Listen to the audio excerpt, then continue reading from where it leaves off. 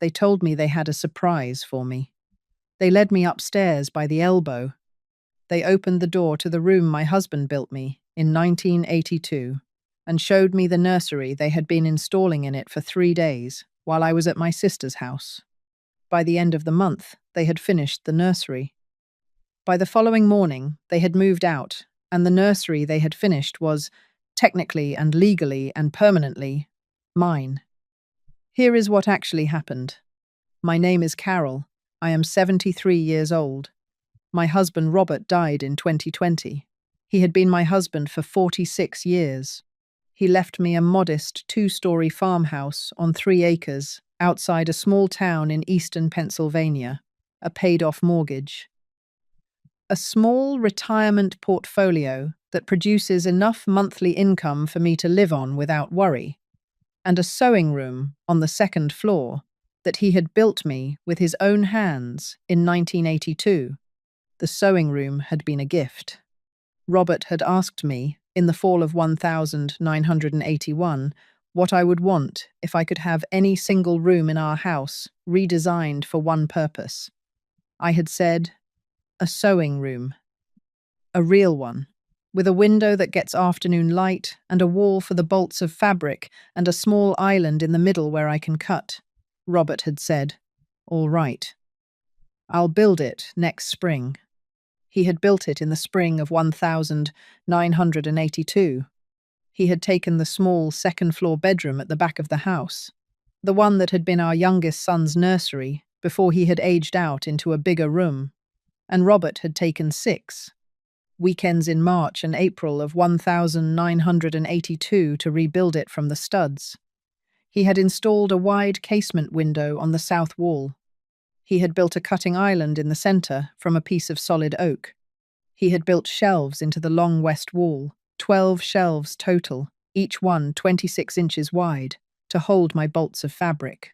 He had installed a small recessed sewing nook under the window with a built-in counter at the perfect height for my Singer machine. He had wired in an extra ceiling outlet for my serger. He had presented it to me on my 42nd birthday in May of 1982, with a small wrapped box that contained the key to the new room. The room had been my sewing room for 42 years. In those 42 years, I had made every Christmas dress my daughter Karen had worn, between the ages of 7 and 17. I had made all 3 of my granddaughter Bethany's flower girl dresses for the weddings she had been in. I had made quilts for every grandchild as they were born.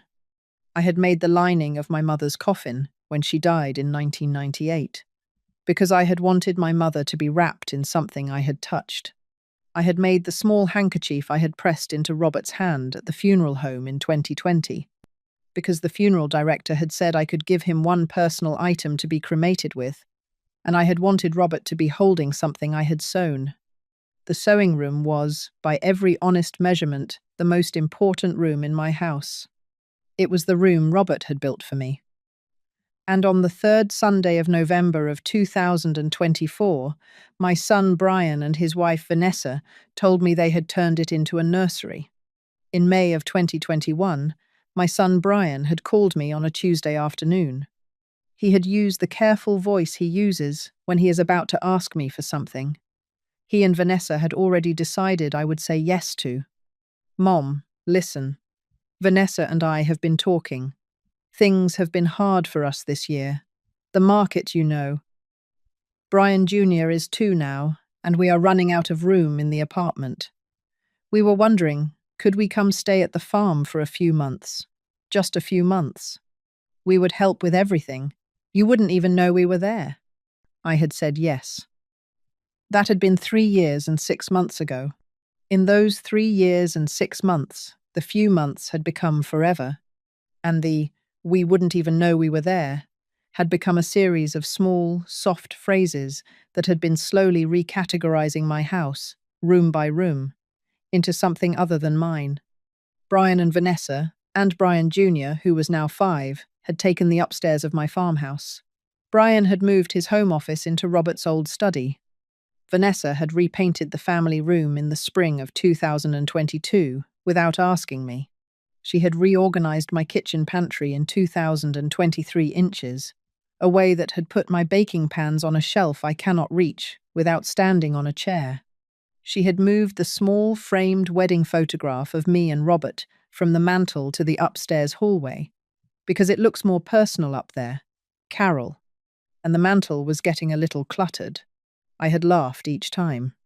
I had laughed because the alternative, calling my son and his wife what the evidence was beginning to suggest they were, had felt larger than I was yet willing to call them.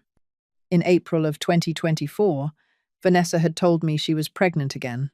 I had been delighted, genuinely delighted. I had hugged her. I had cried. I had told her I would make every quilt and every dress and every small embroidered baby blanket that the new child would ever need. In August, the obstetrician had told them it would be a girl. They had told me at dinner. Brian Jr., who was 5, had asked at the table whether the new baby would have her own room. Brian had looked at Vanessa. Vanessa had said, in the bright voice she uses for things she has already decided I will agree to, "Of course, sweetie. The baby will have her own room. We're going to fix up one of the spare rooms upstairs for her." I had noticed one of the spare rooms upstairs. I had noticed, in that sentence, that my sewing room, which Vanessa had been calling the spare room, with the shelves since approximately 2022 had been categorized, in her vocabulary, as a spare room. I had not corrected her at the dinner table. I had simply said, "That will be wonderful. The baby will love whichever room you give her." I had thought, at the time, that they would put the baby in the small front bedroom on the second floor, which had become a sort of catch-all storage room over the years, and which was, by any honest measurement, the actual spare room in the house. I had been wrong. I had not yet known I had been wrong. I would find out on the 3rd Sunday of November. In early November, I had told Brian and Vanessa that I was driving down to spend a long weekend with my sister Margaret in Maryland. Margaret had been having a difficult autumn. Her husband had passed in October, and I had been wanting to spend a few days with her since the funeral. I had planned to leave on a Thursday morning and return on a Sunday afternoon. 3 days at Margaret's. I had told Brian and Vanessa about the trip on the Sunday before I left. I had noticed, when I told them, that Vanessa had said, "Oh, that's great, Carol. Take all the time you need. We'll hold the fort." I had noticed that her voice, on "hold the fort," had been brighter than it needed to be. I had not paid attention to the brightness at the time. I had been thinking about Margaret. I had been wrong not to pay attention. I had been wrong because Vanessa, the moment I drove out of the driveway on Thursday morning at 8 a.m., had picked up the phone and called a contractor. She had been planning the conversion for 3 weeks. She had not told me. I returned from Margaret's on Sunday afternoon at 4:11 p.m. The driveway had 3 cars in it: Brian's truck, Vanessa's SUV, and a small white work van I did not recognize. I parked behind Brian's truck. I walked up the front porch. I let myself in with my key. I called out, "I'm home!" Brian came around the corner from the kitchen. His face had the expression his face gets when he is about to deliver news. He has been rehearsing. He said, "Mom, you're back. How was Aunt Margie?"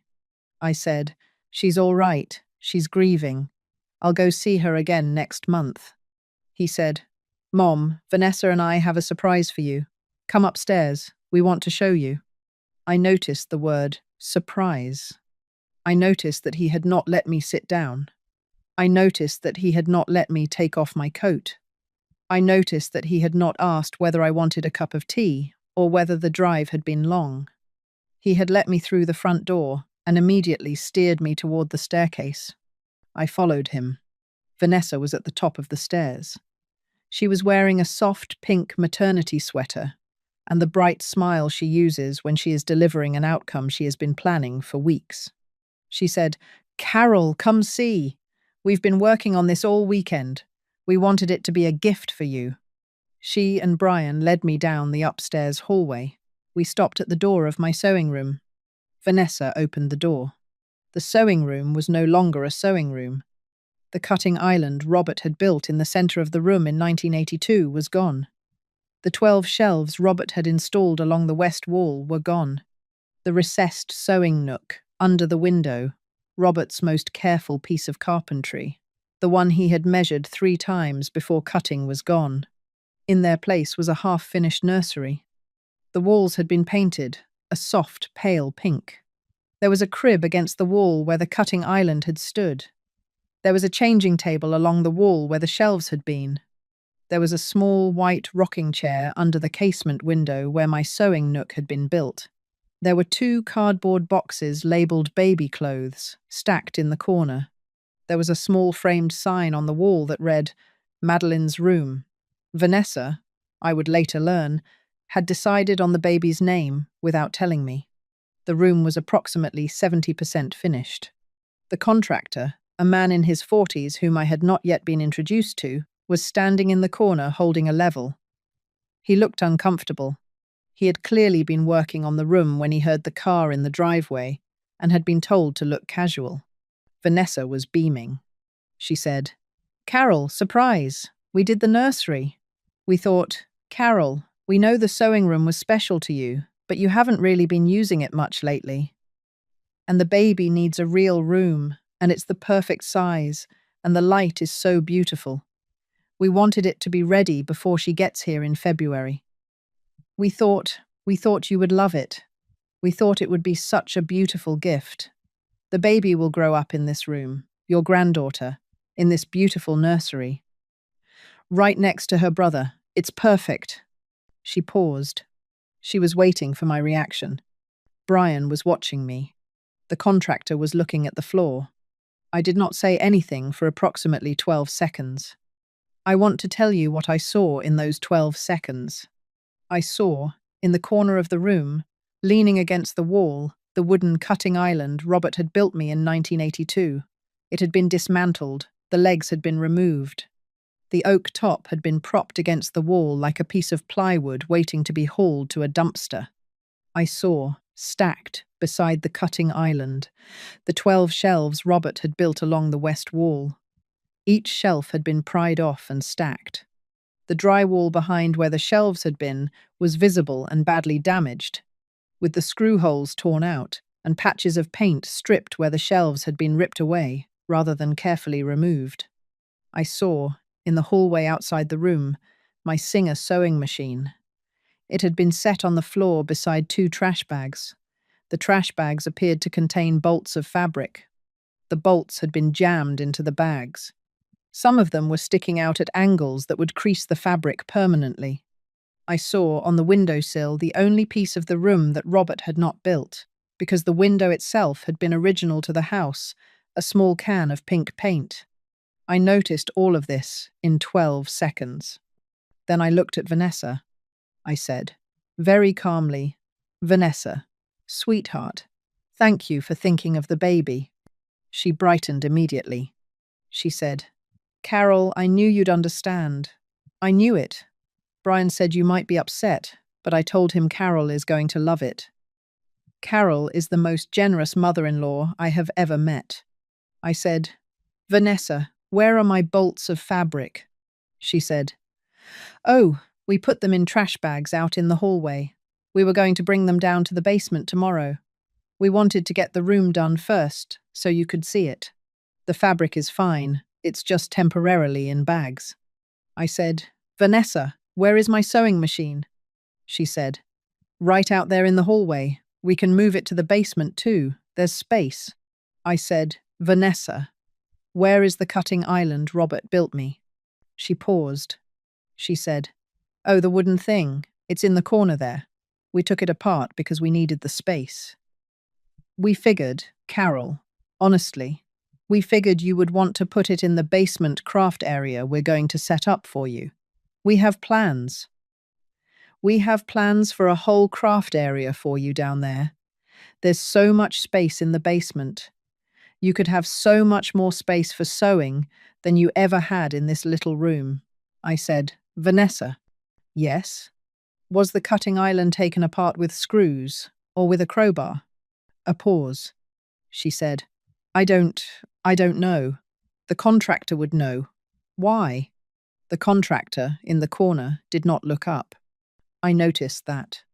I noticed that the contractor, who had been working on this room for 3 days, knew that the cutting island had been taken apart with a crowbar because the screws had been painted over in 1982 and could not be unscrewed without first being chiseled out, which would have taken hours and which they had not done. I noticed that the cutting island Robert had built me in 1982 had been pried apart. I noticed that the oak top, leaning against the wall, had a long split down one side where the crowbar had bitten in. I noticed that this damage could not be undone. I noticed that Robert was not here to fix it. I looked at Brian. He was still watching me. He had the expression his face gets when he is hoping his wife's plan is going to work. I looked at Vanessa. She was still beaming. I looked at the contractor. He was still studying the floor. I said, very calmly, "Vanessa, this is a wonderful surprise. I am so touched by how much thought you and Brian have put into making the baby a beautiful room. Thank you both. I am going to go downstairs and have a cup of tea. I am tired from the drive." Vanessa hugged me. She said, "Carol, I am so glad. I told Brian. I told him, you are the best." I went downstairs. I made myself a cup of tea. I sat at my kitchen table. I did not cry. I looked through the kitchen window at the maple tree in the backyard. Robert had planted that tree in 1976. The leaves were almost all down now. It was the 3rd week of November. I sat at the kitchen table for 41 minutes. Then I picked up the phone. I called my lawyer. "I want to pause here and ask you something honestly. If you had come home from your sister's house after a difficult weekend of grief and walked into your own house, climbed your own stairs, and been led by the elbow into the room your husband had built for you with his own hands 42 years earlier, and found it dismantled, half-painted pink, with your sewing machine in trash bags in the hallway and your cutting island pried apart with a crowbar and your daughter-in-law beaming at you, calling it a gift, asking you to be grateful, what would you have done in the next 10 minutes? I think a lot of women would have shouted. I think some would have cried in front of her. I think a brave handful would have asked Vanessa to leave the house that evening. I did none of those 3 things. I want to tell you why. I had been a mother for 46 years. I had been Robert's wife for 46. I had been a widow for 4. I had been laughing through small, soft phrases in my own house for 3 years and 6 months. If I confronted Vanessa in that room, with the pink paint still drying on the walls and the contractor in the corner and Brian watching me, I would lose. Vanessa would say what she always said. "Carol, I am so sorry if it came across that way. I was just trying to do something nice for the baby. I had no idea you would be upset. The room hadn't been used in months. We thought we were helping. Please don't make this into something it isn't." She would convert the conversation by morning into a story about my misunderstanding. She would convert the conversation by next week into a story about my unreasonableness.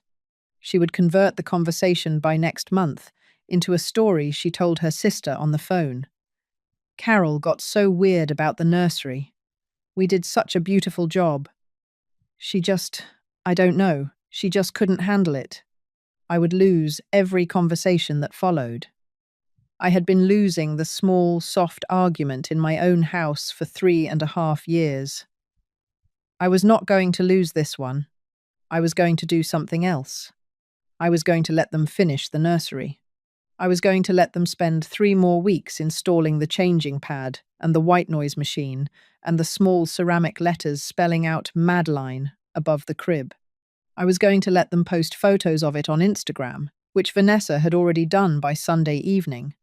Captioning the post, "The best mother-in-law in the world gave us her sewing room for our baby girl." I was going to let them assume they had won. And then when the room was done, when the photos had been posted, when Vanessa had spent $600 on the bedding set and the framed prints and the small Moses basket she had bought from a boutique in town, I was going to do something they had not yet. in 3.5 years of laughing through, considered possible. I was going to take the house. Not the room. The whole house. I was going to take the whole house. And they were going to find out by certified mail, 4 weeks from today, on the morning Vanessa had been planning to host the baby shower.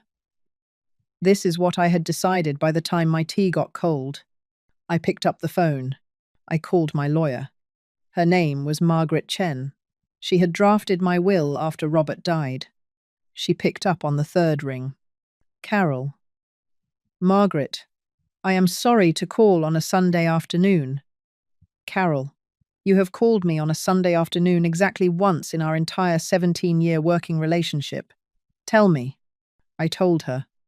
The Maryland trip, the contractor, the cutting island, the crowbar, the trash bags, the singer machine on the hallway floor, the pink paint, the framed sign reading Madeline's room, the Instagram post. When I had finished, Margaret was quiet for a long moment. Then she said, very quietly, Carol, tell me about the deed. In my name alone since Robert's death. Has Brian ever in writing been added? No. Has Vanessa ever in writing been added? No. Is there a lease, a tenancy agreement, a written financial arrangement? No. How long have they lived in the house? 3 years and 6 months. What have they contributed financially? Nothing. A pause. Carol, may I ask you a question? Yes. Are you calling me today to ask what your options are? Or are you calling me today because you have already decided what you are going to do, and you want me to make sure it can be done cleanly? I sat with the question. I sat with it for a long moment. Then I said, Margaret, I have decided. I want them to finish the nursery.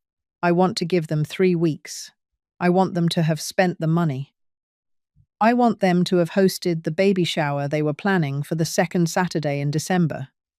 I want every Instagram photo posted. I want them to believe they have won this argument. Then, I want them served.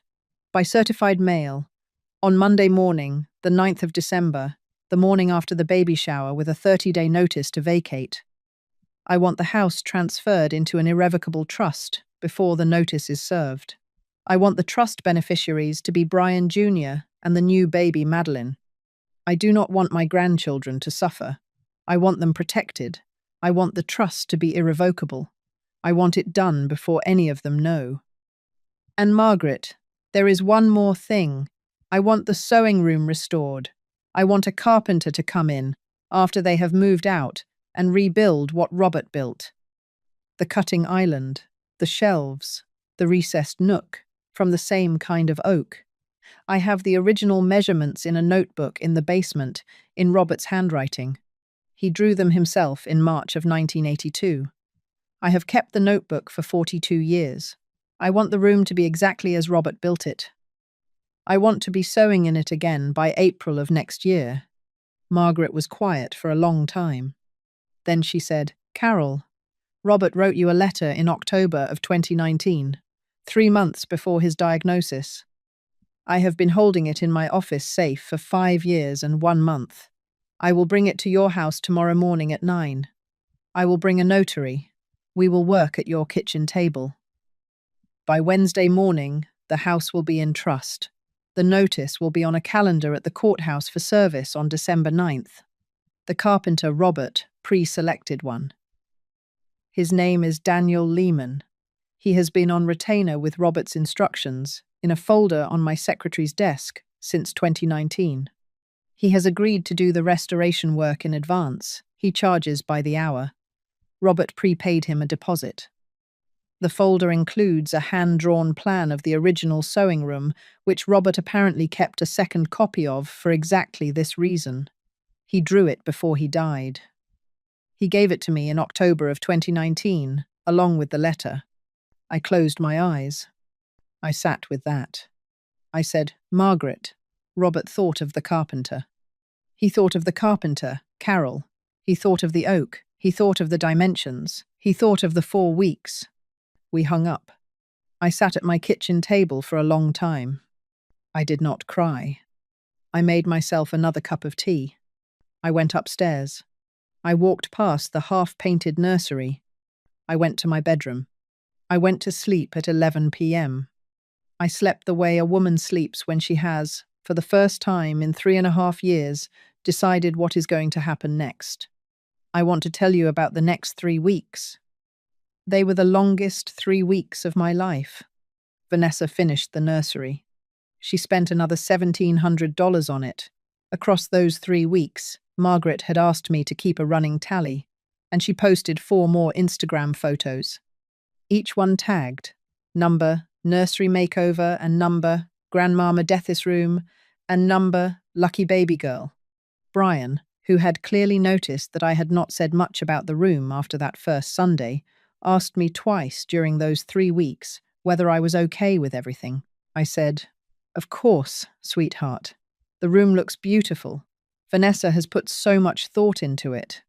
He had nodded both times, relieved. Brian Jr., who was 5, came down to the kitchen one Saturday morning while I was making pancakes. He climbed onto the kitchen stool. He said, "Grandma, is the baby going to live in your sewing room?" I said, "Yes, sweet pea, for a while." He said, "Where are you going to sew now?" I said, "I'm going to set up a temporary sewing area in my bedroom for now, sweet pea. It's not going to be like the old room, but it will be okay." He nodded. He said, "Grandma, I miss the old room. I liked the shelves." I said, "I miss it too, sweet pea." He hugged me. He went back upstairs. I noticed, after he had left the kitchen, that he was the only person in my house who had asked me how I felt about losing the sewing room. I noticed that the only person who had asked was 5 years old. I made a small mental note about that.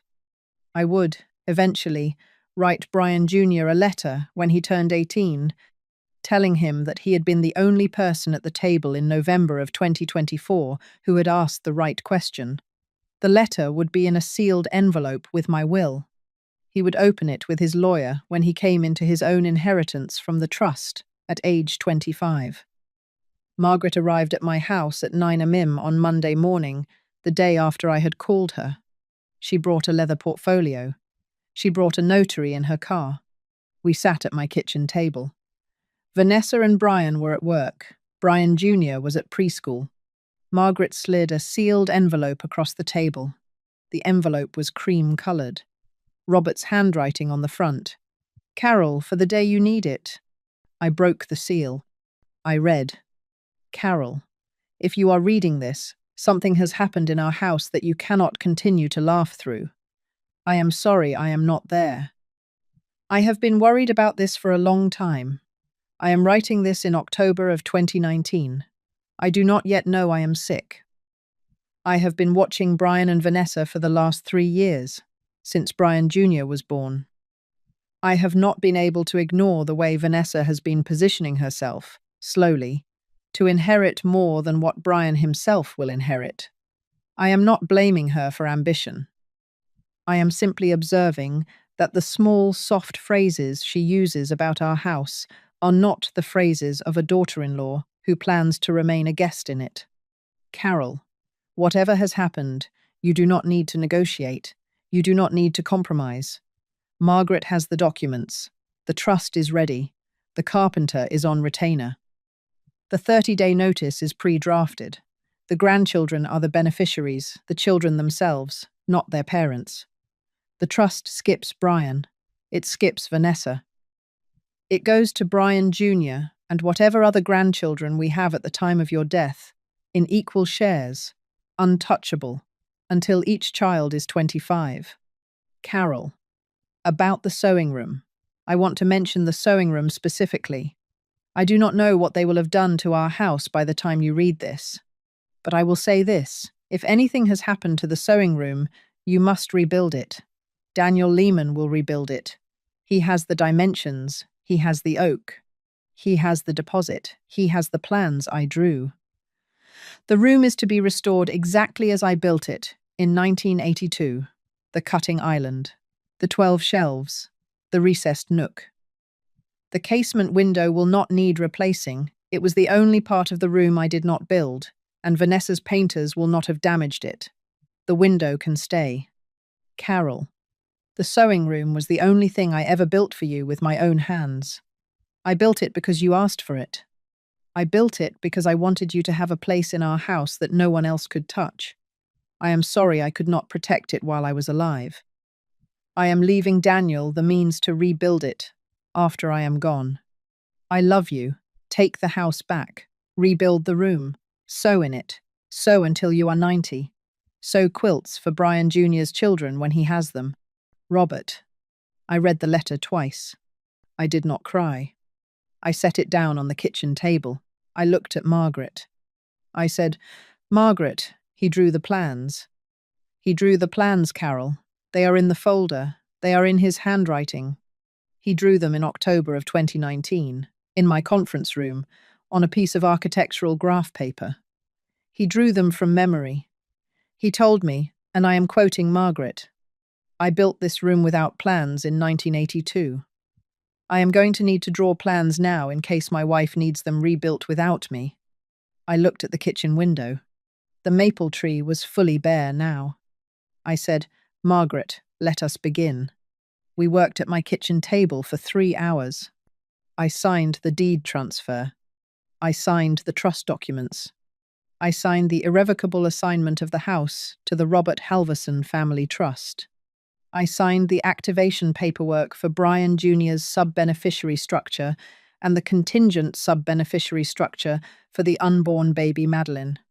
I signed the certified mail notice to vacate, addressed to Brian and Vanessa Halverson, with a 30-day timeline beginning on Monday, December 9th, at noon, the morning after the baby shower. I signed the carpenter's work order. Daniel Lehman would begin on December 15th, 6 days after the certified mail was served, while Brian and Vanessa were still in the house, packing. He would work in the sewing room while they were elsewhere in the house, with a chain of custody managed by Margaret's firm. The room would be restored by the time they moved out on January 8th. The notary stamped each document. The deed transfer was filed with the county clerk's office on Wednesday morning at 10 a.m.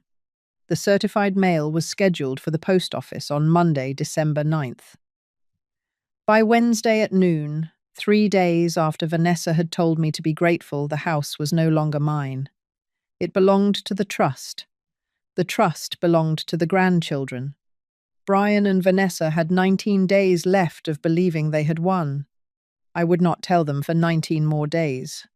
I would let them finish. I want to tell you about the baby shower. It was on the second Saturday in December. It was the 8th.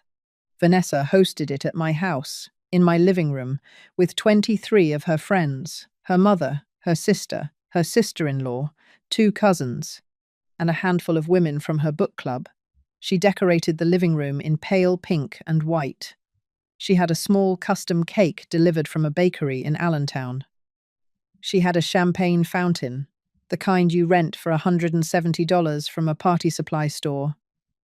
And she had ordered a small platter of crab cakes that I noticed Brian Jr. was not allowed to eat because they were for the adults.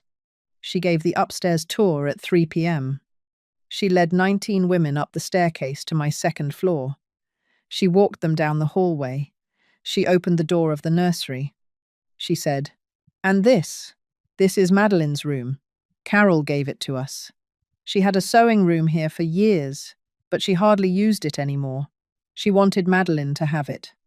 Isn't it perfect?" The 19 women cooed.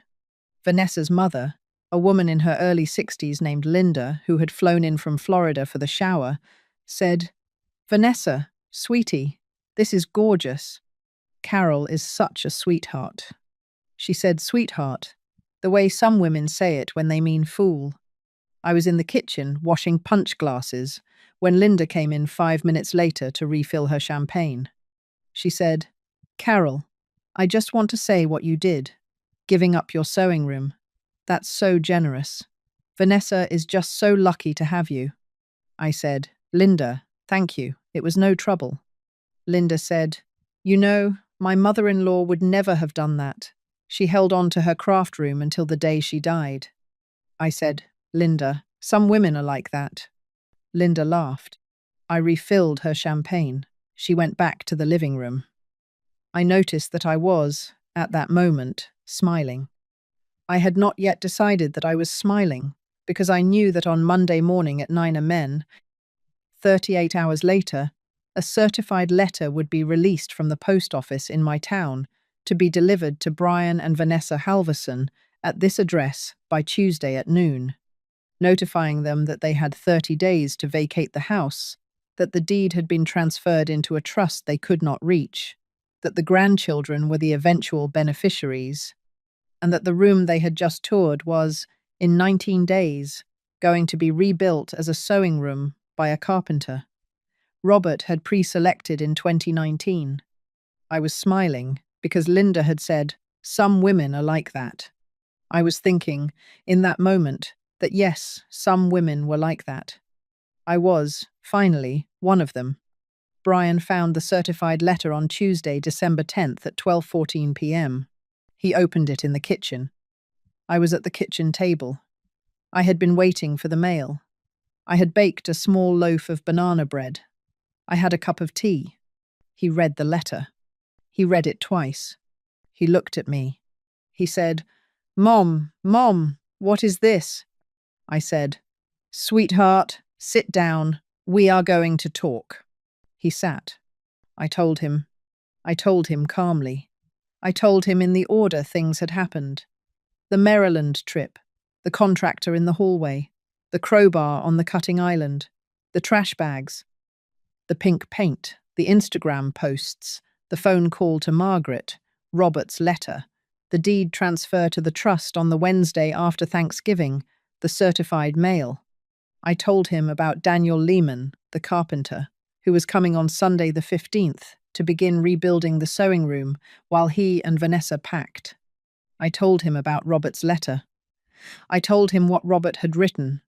I told him about the dimensions, the oak, the recessed nook, the 12 shelves. The plans Robert had drawn in 2019 inches, case I needed them rebuilt without him. When I had finished, Brian's face was the colour of wet paper. He said, Mum, the baby is coming in February. Vanessa she's 8 months pregnant. You can't make us leave with the baby coming. I said, Sweetheart, the 30 days end on January 9th. The baby is not due until mid-February. You have time to find a place. You and Vanessa have between you a household income of approximately $190,000 a year. You will find a place. You will not be on the street. He said, Mom, Vanessa, what am I going to tell Vanessa? I said, Sweetheart, you are going to tell Vanessa exactly what happened. You are going to tell her that her mother-in-law watched her dismantle the sewing room her father-in-law built, watched her host the baby shower, watched her give the tour, and signed the trust documents on the Wednesday after Thanksgiving. You are going to tell her that her mother-in-law smiled at her own kitchen sink last Saturday, while her mother said, Some women are like that. You are going to tell her that her mother-in-law was, in fact, one of them. You did not know which kind. Your father knew, in 2019. He left me the tools to be the right kind. He was crying now. I did not stop him. Vanessa came down the stairs 12 minutes later. She had been on a phone call. She came into the kitchen. She saw Brian crying. She saw me at the table. She saw the letter. She picked up the letter. She read it. Her face went very still. She said very quietly, Carol, this is some kind of mistake. This has to be... I said, Vanessa, it is not a mistake. The deed transfer is filed with the county. The trust is irrevocable. The 30-day notice is being delivered to this address as we speak. You have 30 days to vacate. She said, Carol, the baby shower. You sat there at the baby shower, and you didn't say anything. I said, Vanessa, I did not sit there. I served punch. I refilled your mother's champagne. I let 19 women tour the room you had renovated without my permission. I waited for the certified letter. She started to cry. She said, "Carol, please, please. We can put the sewing room back. We can rebuild it. I can have it back the way it was by Christmas. Please, please, Carol." I said, "Vanessa, the sewing room is being rebuilt on Sunday by a carpenter, Robert, pre-selected in 2019 and prepaid a deposit. He has Robert's hand-drawn plans. He has the oak ordered. He has been on retainer for 5 years and 1 month. You do not need to rebuild the room. Robert already arranged for it to be rebuilt by someone he trusted. The room will be restored by the time you move out." She stared at me. She said, Robert. Robert planned this 5 years ago." I said, "He worried, Vanessa. He didn't know. He worried. There is a difference." She put her face in her hands. She cried. I let her cry. After a long time, she said, "Carol, I am so sorry. I am so, so sorry." I said, "Vanessa, I know you are. The sorry that arrives after the certified letter is the sorry of being caught. I am not interested in it. I am interested in January 9th. Pack carefully. Take what is yours. Leave what is mine. The nursery furniture is yours. It was bought with your money. Take it with you. Brian Jr.'s room is also his take. Everything. The sewing room is mine. The fabric is mine. The dismantled cutting island is mine, even in pieces. Daniel will work with what was salvaged where he can. Whatever cannot be saved will be remade from new oak." She nodded. She could not speak. Brian said, "Mom, the grandchildren." I said, "Brian, the grandchildren are welcome here, every other Saturday. Brian Jr. starting in February, once you have moved into your new place.